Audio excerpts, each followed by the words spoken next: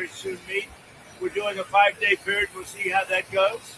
And if it goes well, we're going to end up with settling this. Otherwise, we just keep bombing our little hearts down. Did y'all hear that?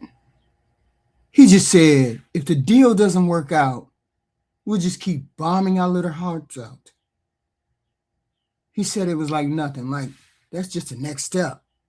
And it's wild for a president to say. Just wild.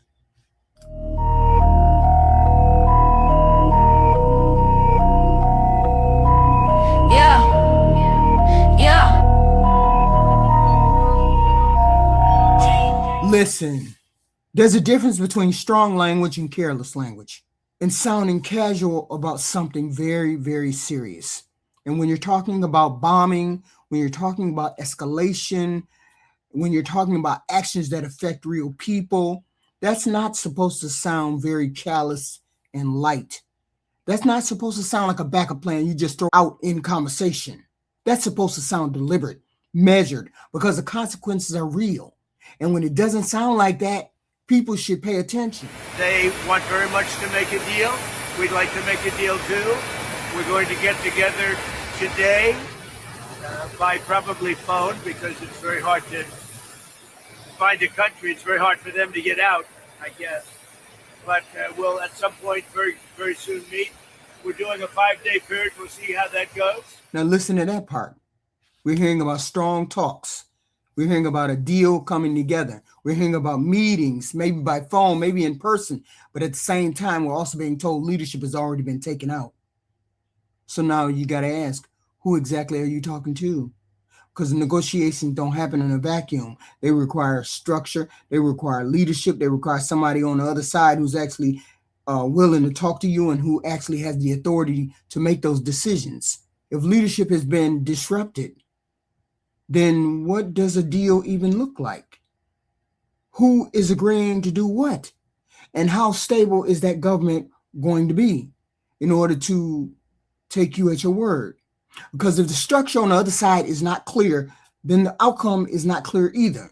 And that's where this starts to feel less like strategy and more like uncertainty or hope on your side. They want to have open borders, and we're not letting it happen. That's what this is all about. They don't want voter ID. They don't want proof of citizenship. They don't want mail-in ballots. They're so corrupt. What they want, the only thing they want is mail-in ballots. So we also added, as you know, into the Save America Act. And it's called Save America. It's not the Save Act. See, we knew sooner or later he was going to get back to talking about what he's not getting from the Democrats. The Democrats are not going to sign a Save America Act, Save Act, not going to sign any of those things. And you notice that he continues to say they don't want voter ID, they don't want proof of citizenship, they don't want to do any of those things. You repeat it enough, people are going to believe it. Even though it's a lie, people are going to believe it. We're not falling into that trap. So this is when things take a turn at this gaggle. We just went from talking about international conflict, negotiations, and military action, and now we're talking about the Save Act and Democrats and voter ID, proof of citizenship. What does that have to do with what we need to be discussing? There are more important things in the world. That is the issue that we have. Stick and focus on the issue at hand, which is this war.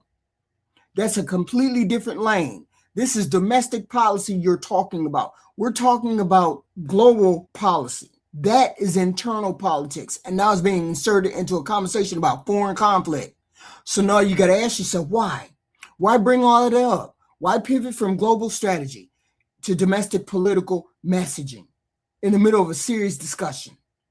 Because when conversations start jumping like that, it makes it hard to follow what the actual focus is, and it makes it harder to separate what is policy and what is political messaging. And people should be able to tell the difference. Yeah, but it's a shame. They've hurt our country. Just remember this. Joe Biden and that gang of radical left lunatics, some very smart, but radical left and bad ideology, sick people. These people have hurt our country very badly. And we hear that all the time. The left, radical lunatics. You notice they say it all the time. even though it's not true, because we are just as American as any right side of the aisle. Yet we continue to hear the president denigrate our side. And yet he wants us to do and help him. He doesn't know how to stop calling our side names.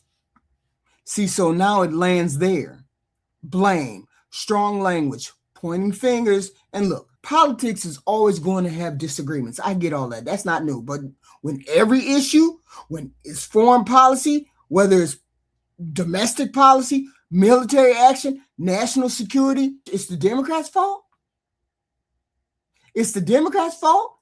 No accountability on anything you doing? Nothing?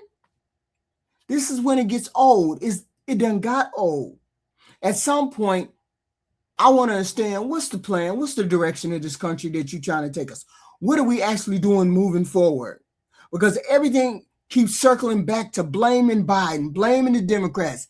Then we don't have no clarity about anything.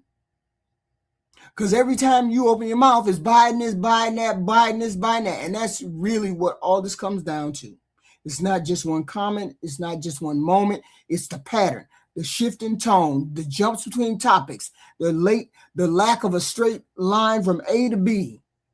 Because when you hear casual talk about escalation, unclear structure around negotiation, sudden pivots to the Democrats, to unrelated policy, and it all ends up being blamed on the Democrats, you have to stop. What is the actual direction here? Because these aren't just words, these are signals.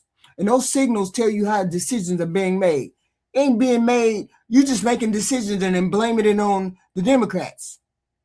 So we can ignore it, we can brush it off, then we can slow it down, but we got to really listen. I don't understand whether it's a part of his personality. I don't understand whether it's a part of strategy. Somebody in that organization told him, you need to call the Democrats radical left, and you need to keep saying that because people will believe it. We don't believe it anymore because sometimes y'all sound way unhinged on that right-hand side. Way unhinged. I want to know what you guys think of in the comments. Please like, share, subscribe, and I'll see you in the next one.